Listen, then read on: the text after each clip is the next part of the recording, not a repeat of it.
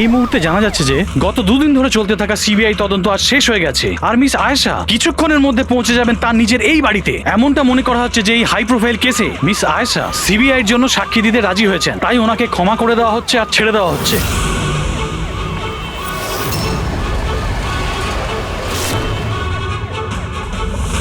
Ma'am, এটা কি সত্যি যে আপনি সিবিআই এর জন্য সাক্ষী দিতে রাজি হয়েছেন? ম্যাম, পুলিশ আপনাকে নিজের থেকে সিকিউরিটি দিচ্ছে নাকি সিবিআই? ম্যাম, এটা কি সত্যি যে আপনার কাছে উপযুক্ত প্রমাণ আছে? আপনি কোর্টে সাক্ষী দিতে চলেছেন? ম্যাম, সত্যি ইনি হলেন মিস আয়েশা, যিনি এত কড়া নিরাপত্তার মধ্যে নিজের বাড়ির ভিতরে ঢুকে গেলেন কোনো প্রশ্নের উত্তর না দিয়ে।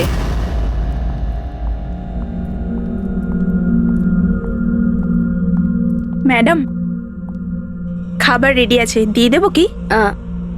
না, আমার খিদে নেই। তুমি একটা কাজ করো, ওনাদের খেতে দিয়ে দাও। হ্যাঁ ম্যাডাম। আমার খুব ভয় করছে। একই কথা বলছেন আপনি? কিসের ভয় পাচ্ছেন? ওরা যদি আমাকে মেরে ফেলার চেষ্টা করে?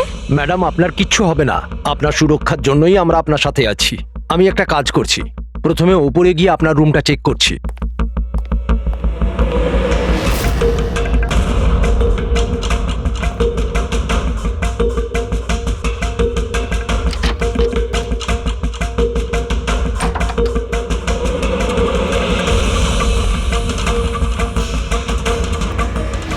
আপনার রুমটা চেক করেছি, সবকিছু ঠিক আছে, আর আপনি গিয়ে রেস্ট নিতে পারেন।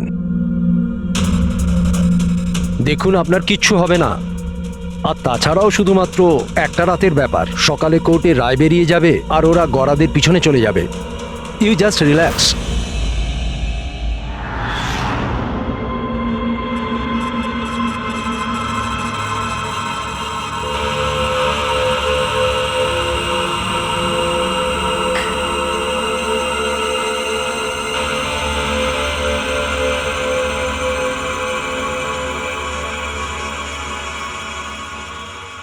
ম্যাডামকে সুরক্ষিত রাখা আমাদের সকলের দায়িত্ব। ওপর থেকে স্ট্রিক্টলি অর্ডার আছে, তাই সারা রাত সাবধানে থেকো। Okay sir. ঠিক আছে? খাওয়া শেষ হলে নিজের নিজের পজিশন নিয়ে নিও।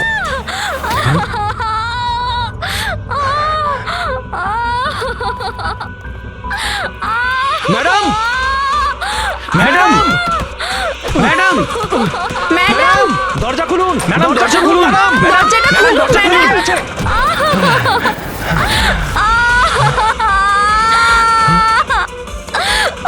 ম্যাডাম, ম্যাডাম,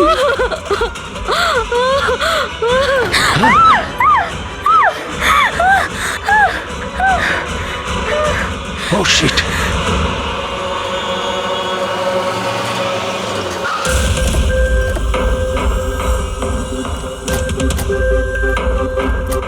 স্যার এক মিনিট। স্যার এক মিনিট। স্যার, জানা যাচ্ছে কোনো দুর্ঘটনা ঘটে গেছে। আপনি বলতে পারবেন এই বাড়িতে ঠিক কি হয়েছে? স্যার, এই কেসটা তো সিবিআই এর কাছে ছিল, তাহলে কি সিআইডি কে হ্যান্ড ওভার করে দেওয়া হলো? দেখুন, এখানে একটা মার্ডার হয়েছে বলেই আমরা এখানে এসেছি। এর থেকে বেশি কিছুই বলতে পারবো না, পরে কথা বলছি। একটু সরে যান। আসুন স্যার।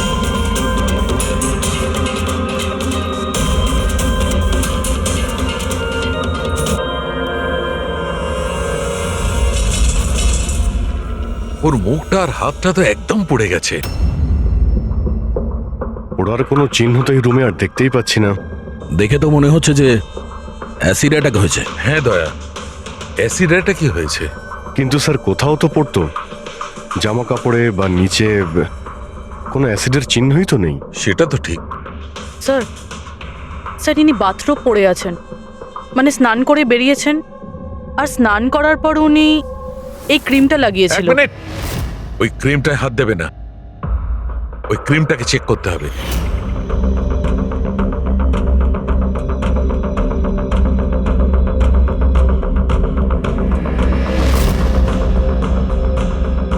আরে, এ তো কিছুই হলো না। হবে পঙ্কজ, ওয়েট।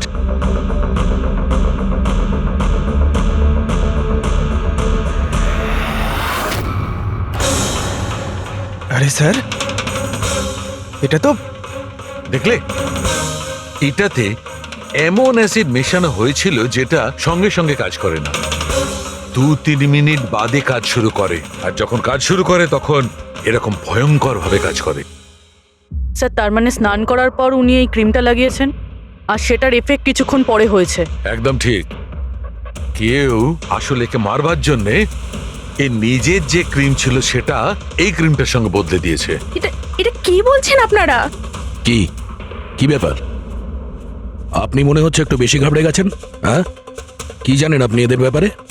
না স্যার, আমি কিছুই জানি না।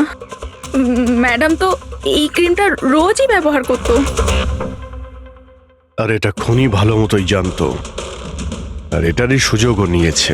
যেই হোক না কেন আয়েশাকে খুব কাছ থেকে চিনতো। আচ্ছা, ওটা আপনি নয় তো? না স্যার। দেখো, আমরা জানি তুমি কিছু জানো।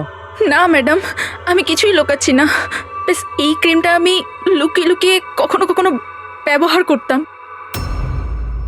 আর আজও এই ক্রিমটা আমি মেখেছি। এক মিনিট, এই ক্রিমটা তুমি কখন লাগিয়েছো? স্যার, ম্যাডামের ঘরে আসার কিছুক্ষণ আগে, এই ধরুন 8টা নাগাদ। 8টার সময়? চেক করো। স্যার, উড়ে যাওয়ার তো কোনো চিহ্নই নেই। হবে না, পোড়ার দাগ এই জন্য হবে না কারণ উনি যখন ক্রিমটা লাগিয়েছিলেন ওতে অ্যাসিড ছিল না, মানে ওই ক্রিমটা অরিজিনাল ছিল। তার মানে খনি ক্রিম 8টা থেকে 9টার মধ্যেই বদলে দিয়েছিল। কিন্তু কিভাবে? এখানে এত সিকিউরিটি ছিল। মনে হয় আগে থেকেই কেউ রুমে ছিল। এটা কি করে হতে পারে স্যার? কারণ ম্যাডাম এখানে আসার আগে আমি এই রুমটাকে ভালো করে চেক করেছিলাম, এখানে কেউ ছিল না। আর তাছাড়া ম্যাডামের চিৎকার শুনেই আমরা দৌড়ে এখানে এলাম, আর দেখি দরজা ভেতর থেকে লক স্যার। হ্যাঁ স্যার, আর ভেতরে আসার জন্য আমাদের দরজা ভাঙতে হয়েছিল। ঠিক আছে, আপনারা এখন আসুন, প্রয়োজন পড়লে আবার ডেকে নিচ্ছি। Okay sir. রুমের ভিতরে কেউই আসেনি, কিন্তু রুমটা চেক করতে কনস্টেবলই এসেছিল। পুরবি একটা কাজ করো, এদের সবার ব্যাকগ্রাউন্ড চেক করো। ততক্ষণে আমরা জানার চেষ্টা করি যে ব্যাপারটা কি। এত মিডিয়া, সিবিআই এর কেস, এতগুলো সিকিউরিটি, কি কারণে? অ্যাকচুয়ালি আয়েশা খুব বড় খেলোয়াড় ছিল, লাইক এজেন্ট। যে ধরনের এজেন্ট দুটো পার্টির মধ্যে ডিল করিয়ে মাঝখান থেকে ভালো কমিশন নিয়ে সরে যায়। শুধু এটা ধরে নিন যে আয়েশাও এই ধরনেরই এজেন্ট ছিল, কিন্তু টপ লেভেলের। ওর সমস্ত ডিলগুলি লাখ আর কোটি টাকার উপরেই হতো, আর সব কটাই ছিল একেবারে বেআইনি। আমাদের কাছে এসব কিছুরই প্রমাণ ছিল, আমরা ওকে অ্যারেস্টও করেছিলাম।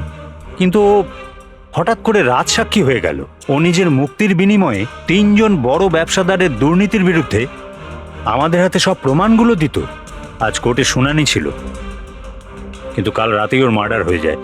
3 জন বড় বিজনেসম্যান, এরা কারা? ভিকি, রাহুল, কুমার। এই 3 জনের কাছেই পয়সা আর পাওয়ার যথেষ্ট আছে, যা খুশি করতে পারে। আর যে প্রমাণগুলো আয়েশার কাছে ছিল, আয়েশার কাছে কিছু টেপ ছিল, এই 3 জন বিজনেসম্যানের বেআইনি কাজের কিছু ভিডিও ফুটেজ।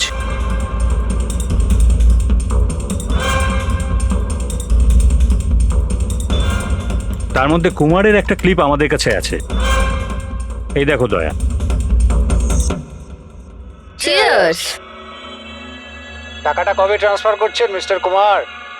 ব্যাস, যেই আমাদের কাছে গানস পৌঁছে যাবে আপনার অ্যাকাউন্টে টাকা পৌঁছে যাবে। সেসবের চিন্তা আপনি করবেন না মিস্টার কুমার, ওনাদের কাছে অস্ত্রের তো কোনো খামতিই নেই, এমনিতেই তো পড়ে পড়ে জংই ধরছে। হ্যাঁ, তাছাড়া পাওয়ারে থাকার তো এটাই সুবিধা, তাই না? যখন যেটা মন চায় করে না। আপনি শুধু এই কনসাইনমেন্টটা সম্পূর্ণ করে দিন, আমাদের তো একসঙ্গে অনেক কাজ করতে হবে, তাই না? একদম। আর এটা তো সবে শুরু। আমি যতদিন আছি আপনাদের দুজনকে কোনো চিন্তা করার দরকার নেই। এটা একটা স্যাম্পল দয়া, এটা থেকে কিছু প্রমাণ করা যাবে না। অবশ্য প্রমাণ হিসেবে আয়েশার কাছে দেওয়ার মতো অনেক কিছুই ছিল, কিন্তু ও আমাদের কিছুই দেয়নি। ও চেয়েছিল যে এই সমস্ত প্রমাণগুলো ও কোর্টের হাতে নিজেই দেবে। নিজের নিরাপত্তার বদলে ও আমাদের সামনে এই শর্ত রেখেছিল। বাকি টেপগুলো ছাড়া এই টেপ আমাদের কোনো কাজেই আসবে না। এই টেপ আপনার কাজের না হতে পারে, কিন্তু আমাদের কাজে লাগতে পারে। এই 3 জনকে ব্যুরোতে ডাকার জন্য যথেষ্ট। যে লেভেল পর্যন্ত এরা পৌঁছেছে, এদের পক্ষে আয়েশার মার্ডার প্ল্যান করা খুব একটা বড় ব্যাপার নয়।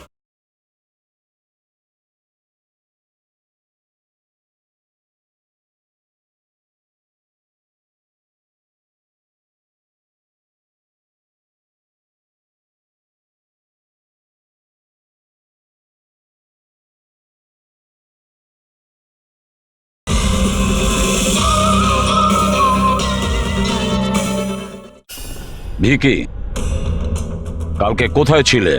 কাল একটা পার্টিতে ছিলাম। এগুলো ওই লোকগুলোর স্টেটমেন্ট আর সিগনেচার, যারা কাল রাত 9টা থেকে 3টে অবধি আমার ক্লায়েন্টের সাথে ছিল।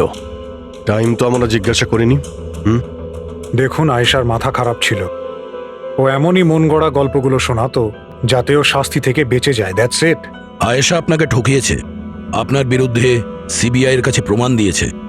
রাগ হওয়াটা তো স্বাভাবিক। হ্যাঁ, ভেবেছিলেন খুন করে দেওয়া যাক ওকে? রাগ নয় স্যার, বরং আফসোস হলো ওর ওপর। কারণ ও চাইলেও কিছু করে উঠতে পারতো না স্যার, কারণ ওর করার মতো কিছুই ছিল না। এটা আমার ক্লায়েন্ট রাহুলের অ্যালিবাই। কাল রাত্রে ইনি কিন্তু নিজের বিজনেস পার্টনারদের সাথেই ছিলেন। এর মধ্যে সমস্ত ডিটেলস আছে।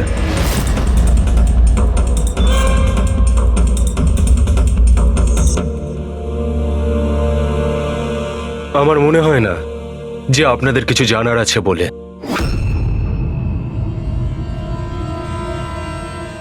আপনারা যেতে পারেন। ধন্যবাদ। মার্ডারের সময় আমার ক্লায়েন্ট ফ্যামিলি ফাংশনে বিজি ছিলেন, আর এই হচ্ছে তার প্রমাণ। মিস আয়েশার কাছে আপনার বিরুদ্ধে প্রমাণ ছিল মিস্টার কুমার।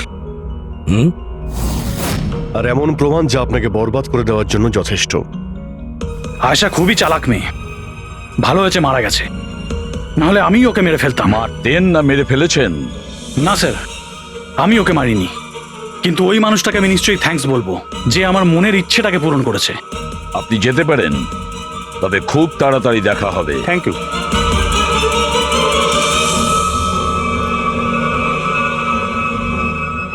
আপাতত আমরা কাউকেই অ্যারেস্ট করতে পারবো না। এখানে সবারই কোনো না কোনো কারণ আছে।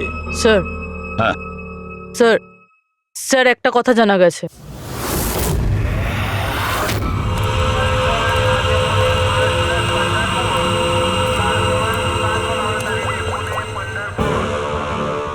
হ্যালো, হ্যাঁ, সব কিছু তৈরি। একটা কথা মনে রেখো, কোনো ভুলভ্রান্তি যেন না হয়। এই তো দাদা, চলে আসুন, বাস ছাড়বে, বাস ছাড়বে।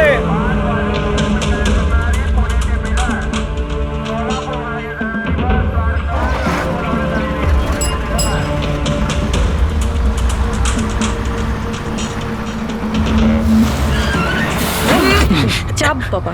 আরে দাদা, কি হলো? বাস দাঁড়ালো কেন? আরে বাসের সামনে কেউ গাড়ি দাঁড় করিয়ে দিয়েছে দাদা। মাঝ রাস্তায়?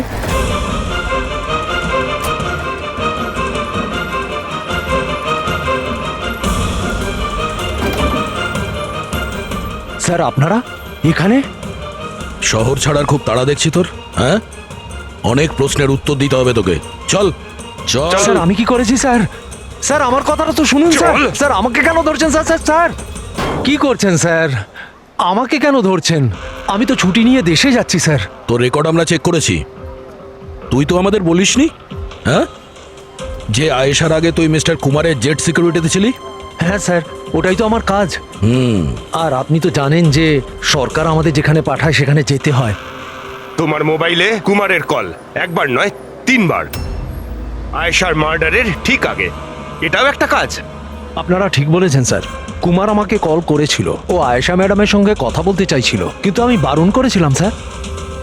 ও আমাকে টাকার লোভও দেখিয়েছিল, কিন্তু আমি তবুও কথা বলাইনি। প্রথমে 2বার বারণ করেছিলি তুই, আর তারপর রাজি হয়ে গেলি তুই। হ্যাঁ ম্যাডাম, এই কুমার স্যার আবার ফোন করছেন। হ্যাঁ, আমাকে কোনো বিপদের ব্যাপারে বলতে চাইছে। ফোনটা দাও। এই নিন। হ্যাঁ বলো। আমি জানতে পারলাম তুমি আমার জন্য চিন্তা করছো, কোনো বিপদ থেকে আমাকে উদ্ধার করতে চাইছো। How strange. আমি বলে দিচ্ছি, আমি তোমাকে খুব ভালো মতো চিনি। আর এই সমস্ত কার্যকলাপ না তুমি অন্য কারোর সাথে করো। আর এমনিতেও যদি আমি জেলে যাই, এই টাকাগুলো নিয়ে আমি কি করব? আচার দেবো? এই টাকাটা না তুমি তোমার কাছেই রাখো, এটা তোমারই সাহায্যে লাগবে। কোনো দরকার নেই এই ফোনটা আমাকে দেওয়ার। আমার সাথে গেম খেলার চেষ্টা করে যাচ্ছে, আর তুমি ওকে সাহায্য করছো। আমি কোথায় ম্যাডাম? আপনাকে সাহায্য করছিলাম তো। ঠিক আছে থাক, শুধু এইটুকুনি জেনে রেখো, তুমি যদি ওকে সাহায্য করো না, রক্ষা পাবে না। আমি সিবিআই কে বলে দেবো, যদি আমার কিছু হয় তাহলে সবার প্রথমে তোমাকেই অ্যারেস্ট করবে। তুই গেছিলি না আয়েশার ঘরে ঠিক ওর রুমে ঢোকার আগে? ওর বিউটি ক্রিমটাকে অ্যাসিড ক্রিমে বদলাতে খুব বেশি সময় লাগেনি নিশ্চয়ই, তাই না? এ আপনি কি বলছেন স্যার? আমার কথা বিশ্বাস করুন, আমি সত্যি বলছি। যদি তুই সত্যি কথাও বলিস না, তাহলেও এই কেস যতক্ষণ না সলভ হচ্ছে তুই আমাদের হেফাজতে থাকবি, বুঝলি? এখন চল, নিয়ে চল ওকে, চল চল। আরে স্যার স্যার স্যার স্যার আমি কিছু করিনি স্যার, ছেড়ে দিন স্যার, প্লিজ স্যার। হ্যাঁ পুরবি, বলো। স্যার ওই ফুটেজটা যেটা ও সিবিআই কে পাঠিয়েছে সেটা ওই ঘর থেকেই শুট করা হয়েছে যেখানে ওর খুন হয়েছিল। তার মানে আয়েশার বেডরুমে? হ্যাঁ স্যার, ওরই বেডরুমে। আসলে এই ফুটেজটা 1 বছর আগের, ফার্নিচার বদলানো হয়েছিল তাই বোঝা যাচ্ছিল না। Are you sure? স্যার 100% এটা সেই ঘরটাই। হ্যাঁ, একটা ভাইটাল ইনফরমেশন দিলে Purabi, thank you so much. Purabi বলল যে আয়েশা মিনিস্টার আর মিস্টার কুমারের স্টিংটা ওই রুমেই করেছে। আর যদি এটাই হয়, ক্যামেরা ওই ঘরেই কোথাও লুকানো আছে, তার মানে ক্যামেরা এখনো ওখানেই আছে।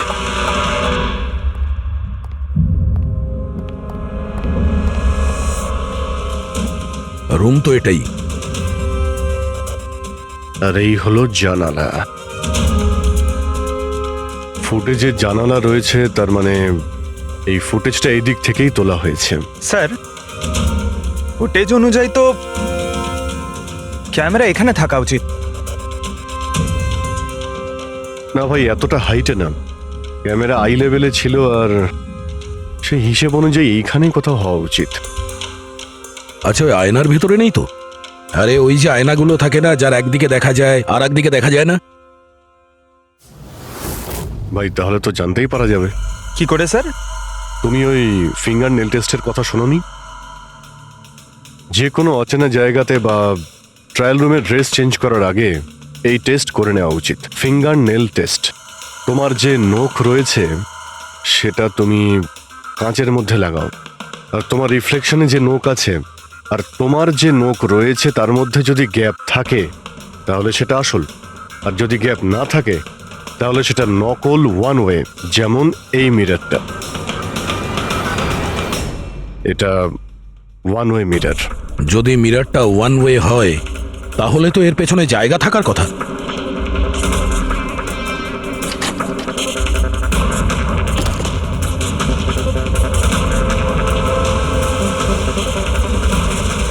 অভিজিৎ,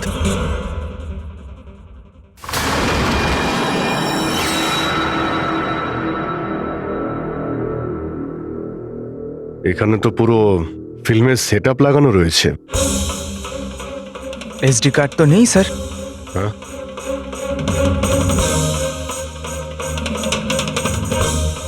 লকার খালি।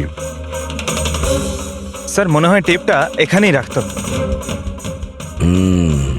এই জায়গা থেকেও বড় বড় লোকের কেলেঙ্কারি রেকর্ড করেছে, আর এই জায়গায় ব্যবহার করে খুনি ওকে খুন করে দিয়েছে। হতে পারে এই ওয়ান ওয়ে মিরর দিয়ে ওকে ছটপট করে মরতে দেখেছে ও। স্যার তার মানে আমরা যখন ওখানে লাশের সঙ্গে ছিলাম তখনও এখানে ছিল, আর আমাদের যাওয়ার পরে সুযোগ বুঝেও এখান থেকে পালিয়ে গেছে।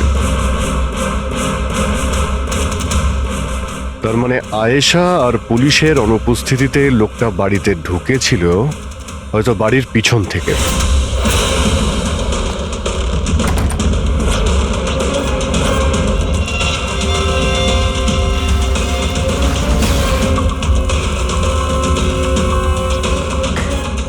ও আয়েশার বিউটি ক্রিমটাকে সরিয়ে বিষাক্ত ক্রিমটা রেখে দেয়, আর তারপর ভিতরে ঢুকে বসে থাকে।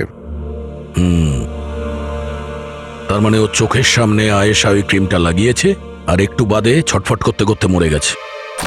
তারপর পুলিশ আর রাখি এখানে আসে, তখনও ভেতরে ছিল। তারপর আমরা এখানে এসেছি, তখনও ভেতরে ছিল। তারপর রাত্রে সুযোগ পেতেই ও টেপগুলো নিয়ে এখান থেকে পালিয়ে গেছে, মনে হচ্ছে ওই রাস্তা দিয়েই। কিন্তু স্যার মেইন গেটে তো পুলিশ দাঁড়িয়ে ছিল, ও মনে হয় পেছন থেকেই পালিয়েছে। এমন তো কিছু নয় স্যার, কিন্তু হ্যাঁ স্যার, প্রায় ধরুন মাঝরাতের দিকে গাড়ির চাকার এরকমই একটা আওয়াজ শুনতে পেয়েছিলাম। শব্দটা কোথা থেকে হয়েছিল মনে আছে তোমার? এই তো স্যার, এই পেছনের দিক থেকে। কিন্তু একবারই পেয়েছিলাম স্যার, আর দ্বিতীয়বার শুনিনি স্যার। ঠিক আছে, থ্যাংক ইউ।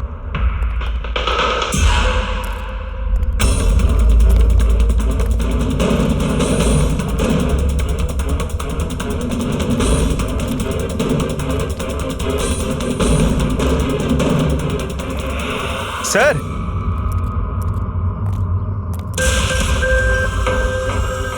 স্যার, টায়ারের ঘষার চিহ্ন তো রয়েছে এখানে। দেখতে পাচ্ছ এখানে এই তেল আর জল পড়ে আছে। মনে হচ্ছে এসি চালিয়ে গাড়ি এখানে অনেকক্ষণ দাঁড়িয়েছিল। আর তারপর গাড়ি এখান থেকে বেরিয়ে গেছে। ওই কনস্টেবল এই গাড়িরই এই টায়ারের আওয়াজ শুনেছিল। যদি গাড়িটা এখানে অপেক্ষা করেই থাকে তাহলে হঠাৎ এমন কি হলো যে তাড়াহুড়ো করে চলে গেল? স্যার মনে হয় কেউ দেখে ফেলেছিল, ওই জন্য ভয়তে পালিয়ে গেছো। পয়েন্ট আছে। এখানে আশপাশটা জিজ্ঞাসা করে দেখি।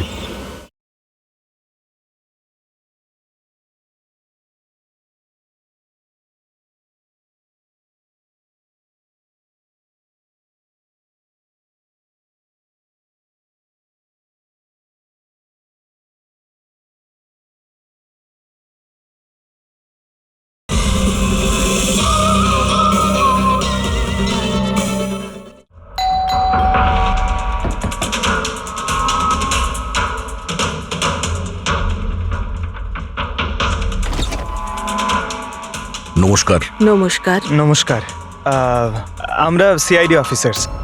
সিআইডি? ম্যাম, কালকে রাত্রে আপনি এখানে কিছু কিছু অদ্ভুত দেখেছিলেন বা শুনেছিলেন, এমন কিছু যা আগে কখনো ঘটেনি? হ্যাঁ, দেখে তো ছিলাম। অনেক রাত পর্যন্ত আমি ঘুমোতে পারিনি। আর রাতে আমি দেখলাম বাড়ির সামনে একটা বড় গাড়ি পার্ক করা আছে, কিন্তু ওটা আমাদের সোসাইটির কারণ নয়। অনেক রাত পর্যন্ত গাড়িটা কিন্তু ওখানেই ছিল। কোন গাড়ি ছিল আপনার মনে আছে কিছু? দেখুন, গাড়ির ব্যাপারে তো আমি বিশেষ কিছু তো জানি না, কিন্তু ওটা HX9 ছিল, কারণ আমার ছেলের কাছেও ওই একই গাড়ি আছে। I see. আরও একটা কথা, যতক্ষণ ওই গাড়িটা ওখানে দাঁড়িয়ে ছিল না, গাড়ির ইঞ্জিনটা চালুই ছিল আর ভিতরে একজন বসেও ছিল। আমি এটা দেখছিলাম আর তখনই ওখানে কাউকে একটা আসতে দেখলাম, আমাদের আয়েশার বাড়ির দিক থেকে। ওর হাতে কিন্তু একটা ব্যাগও ছিল। আরে এই যে, কে ওখানে? গাড়িটা তো চলে গেল, কিন্তু এটা বুঝতে পারলাম না যে ওরা কারা ছিল, কেন এসেছিল, আর ওরা আয়েশার বাড়িতেই বা কি করছিল। Thank you ma'am, thank you very much. Thank you. Sir, তার মানে খুনির সঙ্গে আরেকটা লোক ছিল যে গাড়িতে বসে অপেক্ষা করছিল। লাখ টাকার গাড়ি ছিল। কি মনে হচ্ছে কে হতে পারে? সন্দেহের তালিকা এখন ওই তিনজনই রয়েছে। আরটিও থেকে খোঁজ নিয়ে দেখি এই গাড়িটা এই তিনজনের মধ্যে কার কাছে রয়েছে। স্যার, এই ধরনের দামি গাড়ি 3 জনের কাছে আছে। কি? হ্যাঁ স্যার, খুবই শৌখিন লোক, এক একজনের কাছে অনেক গাড়ি আছে। তাহলে এই 3 জনের মধ্যে ওই গাড়িটা কার আছে কি করে জানতে পারবো? তাও সিচুয়েশন অনুযায়ী খুনি এই তিনজনের মধ্যে কেউ মনে হচ্ছে। না স্যার, আমরা 3 জন এই খুনের ব্যাপারে কিচ্ছু জানি না। আপনারা এখানে কেন? স্যার, আয়েশা জীবনকালে তো আমাদের বাঁচা দুষ্কর করেই দিয়েছিল, এখন মরার পরেও আমাদের বাঁচা দুষ্কর করে দিচ্ছে। তার মানে? স্যার, আয়েশার খুনি ও আমাদের প্রত্যেককে ফোন করে 25 কোটি টাকা করে চেয়েছে, তাও আবার 24 ঘন্টার মধ্যে। আর হুমকি দিয়েছে আমরা যদি না দিই তাহলে ও আমাদের টেপ লিক করে দেবে। এর মানে হচ্ছে আমাদের মার্ডারের সঙ্গে কোনো সম্পর্ক নেই। ওই গলাটাকে চিনতে পেরেছেন? না স্যার, আমি চিনতে পারিনি। আপনারাই শুনে নিন, আমি কলটা রেকর্ড করেছি। আয়েশাকে আমি খুন করেছি, আর ওই টেপসগুলো আমার কাছেই আছে। ওই টেপসগুলোর মধ্যে যা প্রমাণ আছে তোমাদেরকে সারা জীবন জেলে রাখার জন্য যথেষ্ট। 24 ঘন্টার মধ্যে কেম্যান ল্যান্ড ব্যাংকের অ্যাকাউন্ট নাম্বার 23122-তে 25 কোটি টাকা জমা করে দিন, না হলে এই প্রমাণটা পুরো দুনিয়া দেখবে। তোমাদের কাছে 24 ঘন্টা আছে, ভেবে নাও কি করবে। ওকে ট্রেস করো, দেখো কোথা থেকে ফোন এসেছে, কে ফোন করেছিল, দেখো কোনো ডিটেলস পাওয়া যায় কিনা। ওই যে ও অ্যাকাউন্ট নাম্বার দিয়েছে, ওটা দিয়ে হয়তো জানা যেতে পারে। না, ইন্টারন্যাশনাল ব্যাংক স্যার, কোনো ডিটেল দেবে না ওরা। হ্যাঁ, কথাটা ঠিকই। স্যার হ্যাঁ ইন্টারন্যাশনাল কল, প্রেস করতে পারছি না। তার মানে কিছুই হবে না? ওই বদমাসকে 25 কোটি টাকা দিতেই হবে? না, কেন দেবেন 25 কোটি টাকা ওই বদমাশ লোকটাকে? হ্যাঁ, আর কেন দেবেন যেখানে আপনারা কিছু করেননি? না কোনো ঘুষ দিয়েছেন আপনারা, না কোনো বেআইনি কাজ করেছেন। তাহলে আপনাদের বিরুদ্ধে ওই টেপে তো কিছুই থাকবে না। হ্যাঁ, যদি আপনারা কিছু করে থাকেন তাহলে আরে এটা কি বলছেন স্যার? আমরা কিচ্ছু করিনি, আমরা ইনোসেন্ট, আমরা নির্দোষ। আপনি তো অযথাই আমাদের ওপর আশ্চর্য তো। এনিওয়ে থ্যাংক ইউ, আমরা নিজেরা সামলে নেব। চলো।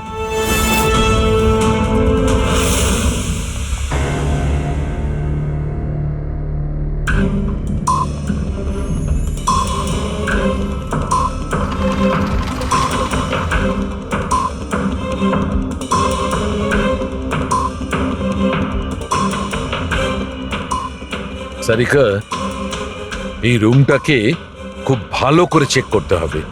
খুনি এখানে ঘন্টার পর ঘন্টা ছিল, তার মানে এখানে কোনো না কোনো জিনিস নিশ্চয়ই পাবো আমরা, যেটা দিয়ে ওর ডিএনএ টেস্ট করা সম্ভব। ওর চুল, ওর নখ, যা কিছু।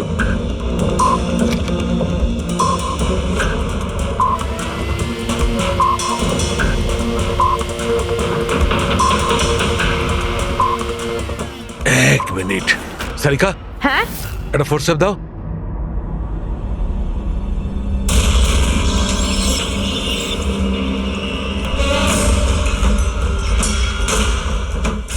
মাই গড, সারিকা এই দেখো। Contact lenses? Yes, contact lens. কিন্তু কিন্তু আয়েশার চোখ তো একদম ঠিক ছিল। আমি নিজেও রিপোর্টস চেক করেছি, না ও চশমা পরতো আর না কন্ট্যাক্ট লেন্স। তবে এই কন্ট্যাক্ট লেন্সটা কার হতে পারে? খুনির? না না, খুনির হতে পারে না। একটা চোখের কন্ট্যাক্ট লেন্স খুলে যাবে আর কেউ জানতে পারবে না, এটা ইম্পসিবল। দেখান তো একটু।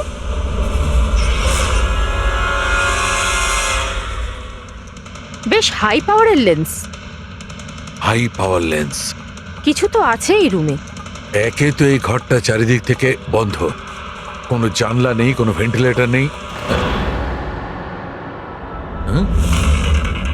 ও ওহো, কি হয়েছে? সারিকা, তুমি জানো তো ওই কালার স্টেন কেমিক্যাল বানানো হয় যা দিয়ে ঘাম টেস্ট করা যায়? হ্যাঁ জানি। গুড, এক কাজ করো, তুমি কালার স্টেন কেমিক্যাল বানাও। খনি এখানে এই ঘরের মধ্যে ঘন্টার পর ঘন্টা ছিল, আর আমাদের অল্প সময়ের মধ্যে এত ঘাম হয়ে গেল। খনির তো খুব ঘাম হয়েছিল। ইয়েস, এই ঘামটাকে চেক করব, তার থেকে জানা যাবে যে খনি কোথায় ছিল, দাঁড়িয়ে ছিল না বসে ছিল না কিভাবে ছিল, সবকিছু। ওই র্যানসাম কলের কোনো মানেই হয় না, ওই কল বোগাস হতে পারে। হ্যাঁ স্যার, কারণটা আমাদের কেস থেকে সরানোর জন্য আর টাকা কামানোর জন্য। এই 3 জনের মধ্যে কেউ আয়েশাকে খুন করে আর ওই টেপটাকে চুরি করে, আর সে বাকি 2 জনকে কল করে ব্ল্যাকমেল করছে। কিন্তু স্যার, সে কে? স্যার, আমার তো মনে হয় কুমার হতে পারে। ও ভীষণ রকচটা, যে কারো খুন করতে পারে। আর ওই বাকি 2 জন, ওরাও কম যায় না স্যার। এই 3 জনের যেমন পয়সাও আছে তেমন ক্ষমতাও আছে এদের। খুনি এই 3 জনের মধ্যেই কেউ হবে স্যার। আর খুনির একজন সঙ্গীও আছে, যে ওই বাইরে গাড়িতে বসে খুনির জন্য অপেক্ষা করছিল। হ্যাঁ, হবে তো এই 3 জনের মধ্যেই কেউ। আর এমন একজন যে আয়েশাকে খুব কাছ থেকে চিনতো। এক্স্যাক্টলি, সেজন্য ও জানতো যে আয়নার পেছনেও আরো একটা রুম আছে, আর আয়েশা কোন ক্রিম ব্যবহার করতো সেটাও ও জানতো। স্যার, এর মানে ওই গোপন জায়গার ব্যাপারে খুনি ছাড়া আর কেউ কিছু জানতো না। এক্স্যাক্টলি। তাহলে স্যার? তাহলে আবার কি করবে দয়া? ধরে ফেলো ওদের। ওদের প্ল্যানিং এই, ওদেরকে ফাঁসাতে হবে।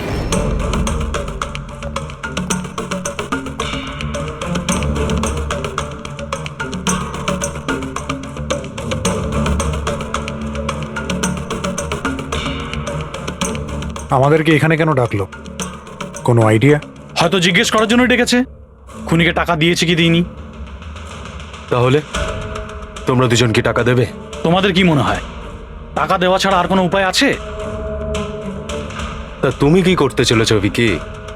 দেবে টাকা? দেখো, টেপের ব্যাপারে তো কিছু বলতে পারছি না, আর তাছাড়া আমি কোনো বেআইনি কাজ করিনি, এই জন্য টাকা দেওয়ার তো কোনো প্রশ্নই আসে না। সরি, আমি টাকা দিচ্ছি না। ও কাম অন ম্যান, এত ঢং করার কি আছে?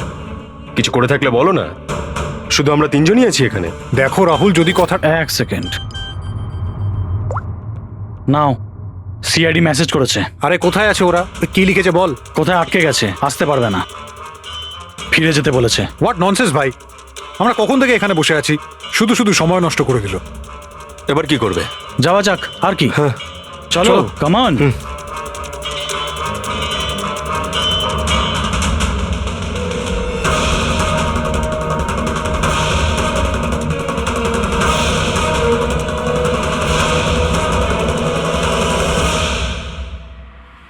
এই সে।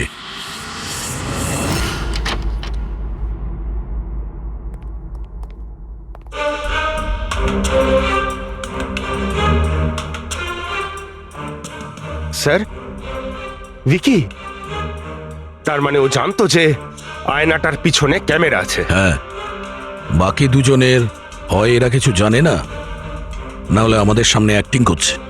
স্যার, আমার তো এই বিকিকেই সন্দেহ হচ্ছে। এবার কি করব? নজর রাখা যাক এর উপর, কোনো না কোনো ভুল নিশ্চয়ই করবে। হ্যাঁ সারিকা, কালাস্টেন কেমিক্যাল রেডি। ঠিক আছে, চলো।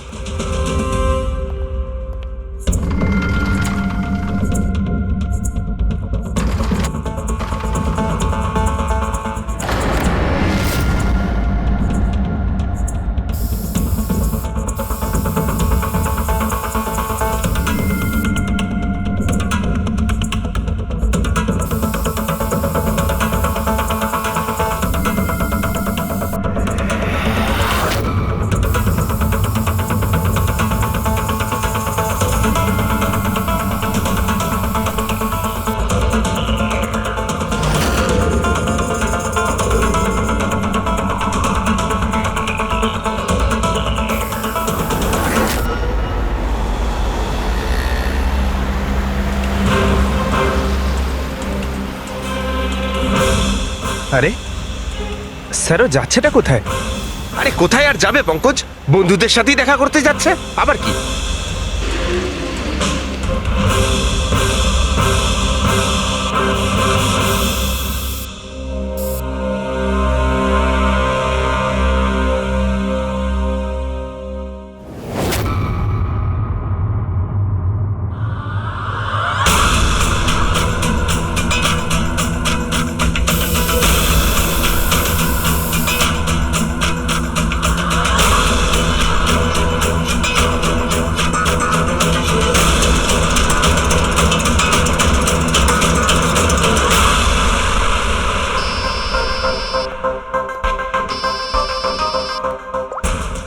হ্যাঁ সারিকা, বলো। গুড, কিছু পেলে? মেঝেতে? মেঝেতে শুয়েছিল? মেঝেতে কেন? ওকে ওকে, ঠিক আছে সারিকা, আমি তোমাকে পরে ফোন করছি। বাই। ওই দুদিন আগে আমি 1124 লাস্টটা এনেছিলাম। হ্যাঁ স্যার। কোথায় ওটা? ওর মুখটা দেখতে হবে। এই যে স্যার।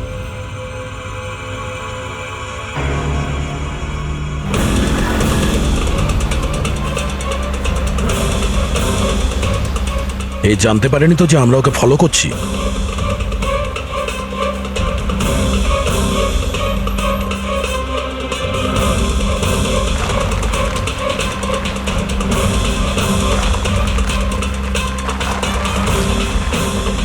স্যার, এটা সত্যি সত্যি বাড়িতে ঢুকে গেল। ভেবেছিলাম ও কোনো বন্ধুর সাথে দেখা করবে। হ্যাঁ অভিজিৎ। কি? ডক্টর সালুকে বলে দিয়েছেন যে খুনি কে? কে? ও হ্যাঁ, আমরা এই ভিকিকে ফলো করতে করতে ওর বাড়ির কাছে পৌঁছে গেছি। ঠিক আছে, আমরা ওয়েট করছি। অভিজিৎ আসছে।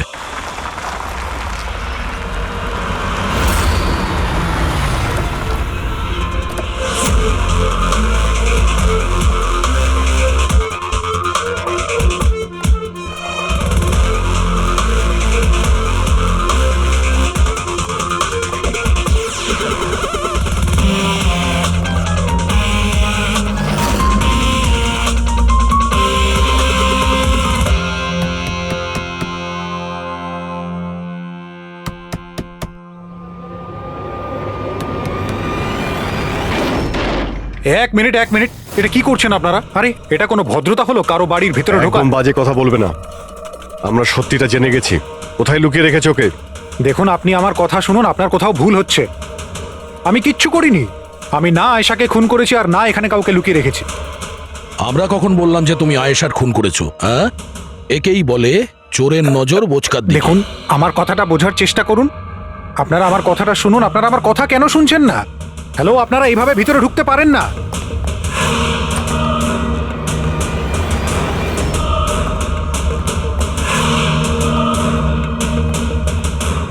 এখানে তো কেউ নেই। আমি বলছি আপনাদেরকে এখানে কেউ নেই, প্লিজ। আরে বন্ধ করুন এগুলো। এইভাবে ভিতরে আপনারা ঢুকতে পারেন না। Hello, excuse me. হ্যালো, আরে ওপরে কিচ্ছু নেই স্যার। আরে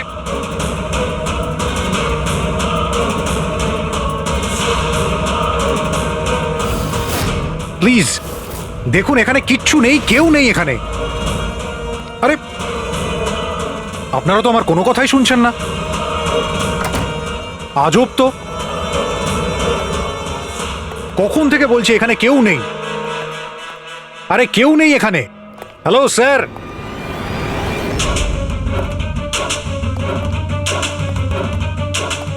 দেখুন আমার কথাটা শুনুন প্লিজ। শুনুন, দেখুন দেখুন আমি আপনাকে বলছি আমি আয়েশাকে খুন করিনি। প্লিজ আমার কথাটা বোঝার চেষ্টা করুন, আমি সত্যি বলছি। আমরা জানি যে তুমি আয়েশাকে খুন করনি। তাহলে আপনারা এখানে কি খুঁজছেন? 1 মিনিট, সব জানতে পারবে।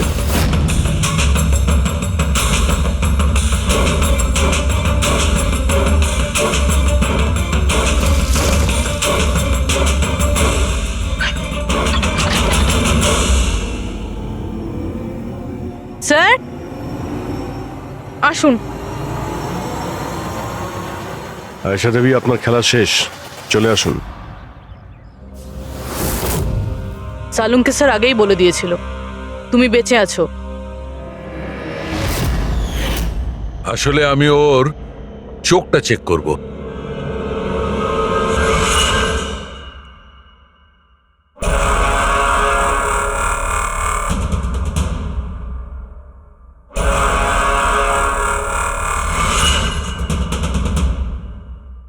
আমি যেটা ভেবেছিলাম সেটাই ঠিক। তুমি আসলে আয়েশা হতেই পারো না। তুমি তো সে যাকে ঘরের মধ্যে বেঁধে রাখা হয়েছিল। অন্য কোনো মেয়েকে আয়েশা বানিয়ে নির্মমভাবে ওকে হত্যা করেছো। কে ছিল ওই মেয়েটা? কি শত্রুতা কি ছিল ওর সঙ্গে? ওর সাথে কোনো শত্রুতা ছিল না। আমি শুধু আমার জীবনটাকে বাঁচাতে চেয়েছিলাম।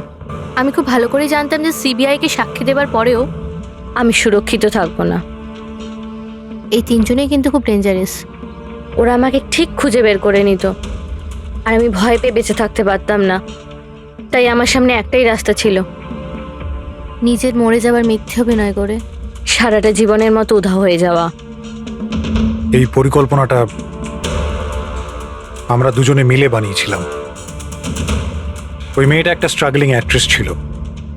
ওকে আমরা ইন্টারনেটের কোনো অনলাইন কাস্টিং এজেন্সি থেকে খুঁজে বার করেছি। রিয়া নাম ছিল ওর। ওকে এই জন্যই সিলেক্ট করেছিলাম কারণ ওর হাইট, ওয়েট সব কিছুই আয়েশার মতো ছিল। আমরা ওকে মিথ্যে মিটিংয়ের অজুহাতে বাড়িতে ডাকি আর ওকে অজ্ঞান করে দিই, আর ওকে বেঁধে ওই গুপ্ত রুমে রেখে দিই।